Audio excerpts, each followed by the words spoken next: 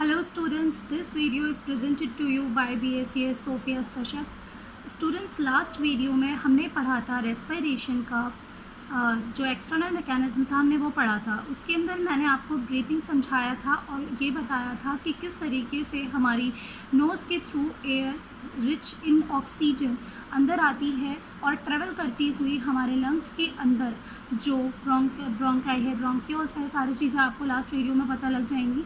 Last में पहुंचती है एल्वियोलाई में। एल्वियोलाई ही एक ऐसी फाइनल साइट होती है जहां पर ऑक्सीजन और कार्बन डाइऑक्साइड का एक्सचेंज होता है, अदला बदली होती है। यानी कि एल्वियोलाई के अंदर हमारी फाइनल आती है एयर जो रिच होती है ऑक्सीजन में। ठीक है, अब ये ऑक्सीजन रिच एयर अंदर आती है हमारी एल्वियोलाई के अंदर, और एल्वियोलाई के पास हमारे ब्लड कैपिलरीज जुड़ी हुई होती हैं, ब्लड वेसल्स जुड़ी हुई होती हैं।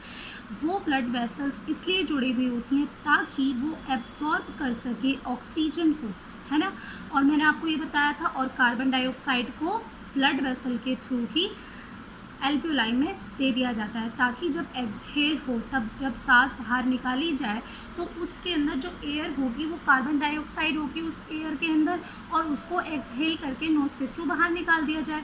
ये मैंने आपको लास्ट वीडियो में बताया था। अब आज हम ये जो पढ़ेंगे सेल्यूलर रेस्पिरेशन, यानी कि इंटरनली पढ़ेंगे हम रेस्पिरेशन को, कि आखिर सेल के अंदर ऐसा क्या होता है कि ऑक्सीजन दी जाती है तो हमारी कार्बन डाइऑक्साइड निकलती है, तो हमारी एनर्जी फॉर्मेशन होती है, फिर हम और उस एनर्जी को यूटिलाइज़ करते हैं। ये सारा प्रोसेस है। ठीक है, तो अब डिटेल में पढ़ने के लिए अब मैंने आपको बताया कि ऑक्सीजन आई एल्वियोलाई में, एल्वियोलाई से ब्लड जुड़ा हुआ है, ब्लड कैपेसल्स कनेक्टेड हैं, और ब्लड वेसल्स जो हैं वो हमारी ऑक्सीजन रिच एयर को ले जाकर जो ऑक्सीजन रिच एयर है उससे ऑक्सीजन को एब्जॉर्ब करके ब्लड वेसल्स टिश्यू को भेज देती हैं। टिश्यू क्या होंगे? टिश्यू जो होते हैं हमारे सेल्स से बने हुए होते हैं। अ ग्रुप ऑफ सेल्स क्या बनाता है? टिश्यू बनाता है। तो बेसिकली टिश्यू जो है उनके पास हर एक सेल के पास हमारे ऑक्सीजन पहुंचाई जाती है। ठीक है, तो ट्रैवलिंग के काम में ब्लड काम आता है। ठीक है, अब ब्लड के अंदर ऐसा क्या होता है जिसकी मदद से हमारी ऑक्सीजन एब्जॉर्ब की जाती है, ऑक्सीजन बाइंड की जाती है, पकड़ी जाती है। तो ब्लड के अंदर सब बच्चों को आपको पता है कि रेड ब्लड सेल्स होते हैं। रेड ब्लड सेल्स होते हैं। रेड ब्लड सेल जो रेड हमारी कलर की सेल्स होती हैं, उनके अंदर हमारा हीमोग्लोबिन प्रेजेंट होता है। ये हमारा रेस्पिरेटरी पिगमेंट होता है। स्टूडेंट्स, रेस्पिरेटरी पिगमेंट यानी कि इस हीमोग्लोबिन के जो प्रेजेंस होती है रेड ब्लड सेल्स में, वही हीमोग्लोबिन हेल्प करता है ऑक्सीजन को बाइंड करने में। ये हीमोग्लोबिन अगर नहीं होता तो हमारे ब्लड के अंदर ऑक्सीजन को बाइंड नहीं किया जा सकता था, ऑक्सीजन का एब्जॉर्प्शन नहीं किया जा सकता था, और ना ही इस ऑक्सीजन को हर एक सेल के पास, बॉडी के पूरे जो पार्ट्स हैं उन तक नहीं पहुंचाया जा सकता था। तो हीमोग्लोबिन का यूज़ क्या होता है? ऑक्सीजन को बाइंड करना, उसको ट्रांसपोर्ट करना हर एक सेल के, हर एक पार्ट के हर एक सेल तक। ठीक है, बॉडी के हर एक पार्ट के हर एक सेल तक। ठीक है, तो अब क्या होता है, ऑक्सीजन को रिलीज़ कर दिया जाता है टिश्यूज़ के अंदर, क्योंकि अब टिश्यूज़ के पास, सेल्स के पास ब्लड आया, ब्लड वेसल आई और ऑक्सीजन दे दी सेल के अंदर। ठीक है, अब यहाँ पे ऐसा कौन सा प्रोसेस होता है वो हम समझेंगे डिटेल में। ये रहा वो यहाँ पे ब्रेकडाउन होता है फूड का।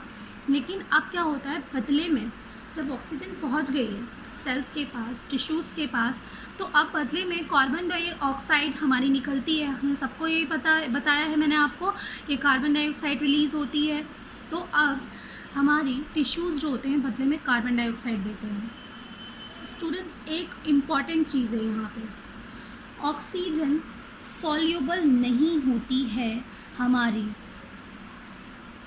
सॉल्यूबल होती है लेकिन उतनी अच्छी सॉल्यूबल नहीं होती है ब्लड के अंदर। ब्लड एक फ्लूइड है, फ्लूइड के अंदर oxygen is not soluble properly. तो उसके लिए हमें ऑक्सीजन को बाइंड करने के लिए हीमोग्लोबिन पिगमेंट की ज़रूरत थी, ताकि हमारा वो उसे बाइंड करे ऑक्सीजन को और टिश्यूज़ तक पहुंचा सके।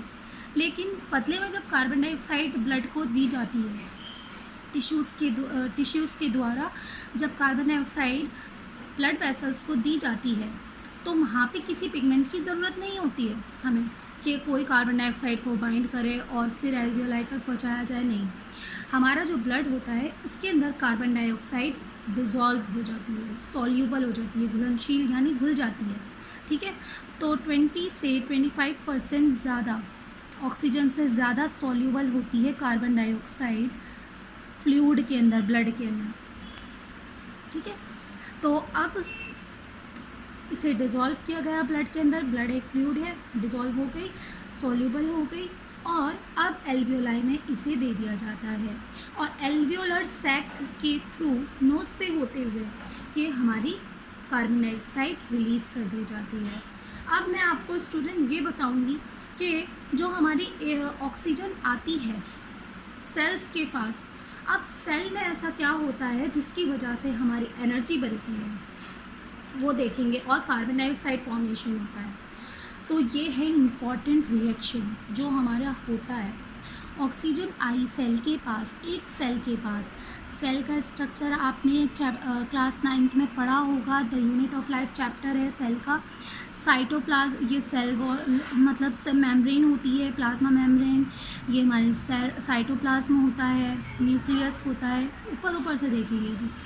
तो यहाँ साइटोप्लाज्म में हमारे सेल ऑर्गेनेलीज प्रेजेंट होते हैं, उसमें हमारे माइटोकॉन्ड्रिया, जो याद होगा आपको, power house of the cell जिसे कहते हैं, उसका बहुत इम्पॉर्टेंट रोल है यहाँ।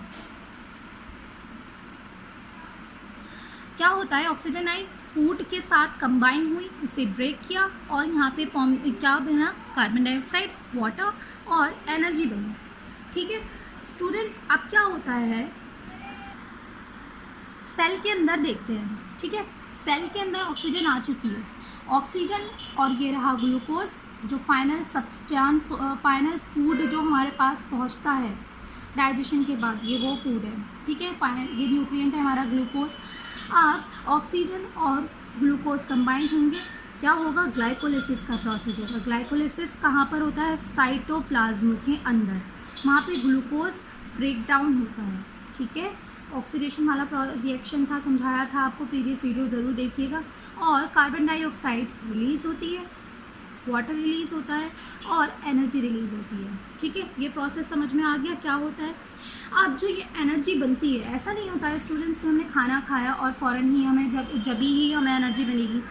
हम जब खाना नहीं खाते तब भी तो कर पाते हैं, हर वक्त ऐसा तो नहीं है कि हम खाना खाते हैं और हमें एनर्जी तभी मिलती है। तो इस एनर्जी को स्टोर किया जाता है, ठीक है। और इस एनर्जी को बनाने के लिए तो ये वाला रिएक्शन हो गया, लेकिन इसको स्टोर किया जाता है कहाँ पर, माइटोकॉन्ड्रिया के अंदर, वो जो हमारे सेल ऑर्गेनेली है जिसे power house of the cell कहते हैं। माइटोकॉन्ड्रिया के अंदर क्या होता है स्टूडेंट्स, हमारे एडीपी के मॉलिक्यूल होता है, एडीपी यानी कि एडिनोसिन डाइफॉस्फेट, ठीक है। ये हमारा एडीपी का मॉलिक्यूल होता है, इसको मैं समझाती हूँ आपको। देखिए एडिनोसिन डाइफॉस्फेट माइटोकॉन्ड्रिया के अंदर ये हमारे मॉलिक्यूल्स पड़े हुए होते हैं। इसे एनर्जी करेंसी बोला जाता है हमारे बॉडी के सेल्स की और बॉडी की, ठीक है।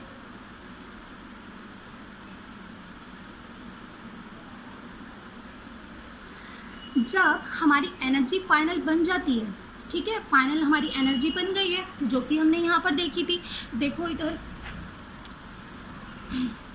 हमारी जो एनर्जी बन जाती है कहाँ पे, ये रही एनर्जी, जो एनर्जी बन जाती है उसका यूज़ कहाँ पर होगा और उसको कैसे स्टोर किया जाता है माइटोकॉन्ड्रिया के अंदर, हम वो देख रहे हैं। तो जो हमारे ये एडिनोसिन डाइफॉस्फेट का मॉलिक्यूल होता है, इसके साथ साथ माइटोकॉन्ड्रिया में कुछ फॉस्फोरस फ्री भी पड़े होते हैं, ठीक है। क्या होता है, ये जो एनर्जी बनी है हमारी, इस एनर्जी का इस्तेमाल करके ये क्या होता है, यहाँ पे जो तीसरा फॉस्फोरस होता है इस एडिनोसिन डाइफॉस्फेट के साथ आकर बॉन्ड बनाकर, तीसरा बॉन्ड बनाकर जुड़ जाता है और एक हमारा जो एनर्जी का फाइनल मॉलिक्यूल होता है जिसके अंदर एनर्जी स्टोर होती है वो बनता है, जिसे हम एडिनोसिन ट्राइफॉस्फेट बोलते हैं। अब ये एटीपी हमारा फाइनल एनर्जी का मॉलिक्यूल होता है जिसको हम यूज़ करते हैं। अब यूज़ किस तरह करते हैं, ये तो हमारा स्टोर हो गई इसमें एनर्जी, अब हम इसका यूज़ कैसे करेंगे। एडिनोसिन हमारे ट्राइफॉस्फेट है जो यहाँ पे एनर्जी स्टोर हुई भी है, उसका यूज़ इस तरह करेंगे, ये बॉन्ड ब्रेक होगा तो इसके साथ एनर्जी निकल जाएगी। अब इस एनर्जी का हम इस्तेमाल कर लेंगे। ये होता है हमारा माइटोकॉन्ड्रिया के अंदर, ठीक है। ये यहाँ पे लिखा हुआ है एडीपी है हमारा, एनर्जी इसके साथ जुड़ी, जो हमारी कहाँ पर, इस एरोबिक रेस्पिरेशन में हमारा एनर्जी बनी है। एरोबिक रेस्पिरेशन क्या होता है? वो रेस्पिरेशन जिसमें हमारी एनर्जी बन रही है, रेस्पिरेशन तो वो है, और वो रेस्पिरेशन जिसमें ऑक्सीजन की मदद से, ऑक्सीजन की प्रेजेंस में हमारी रेस्पिरेशन का प्रोसेस होता है, एनर्जी बनती है, उसको एरोबिक रेस्पिरेशन बोलते हैं, ठीक है। तो ये एरोबिक रेस्पिरेशन है, इसमें एनर्जी बनी। इस एनर्जी का जो इस्तेमाल होता है, जो यूज़ होता है, एडीपी के साथ तीसरे फॉस्फोरस को जोड़ने के लिए होता है माइटोकॉन्ड्रिया में, और फिर हमारा ये एनर्जी का फाइनल जो स्टोर मॉलिक्यूल है एनर्जी का, ये बन जाता है, जैसे एटीपी बोलते हैं, एडिनोसिन ट्राइफॉस्फेट बोलते हैं। ये हो गई हमारी स्टोर एनर्जी। अब जब इसका यूज़ होगा वो किस तरह होगा? जो हमारे एटीपी था उसका ये बॉन्ड ब्रेक होगा, इससे अलग हो जाएगा हमारा ये सॉरी ये हमारा एडीपी फिर से अलग हो जाएगा, और इसके अलग हो जाएगा ये फॉस्फोरस, और ये रही हमारी एनर्जी। चलो एक बार डायग्राम से और देख लेते हैं।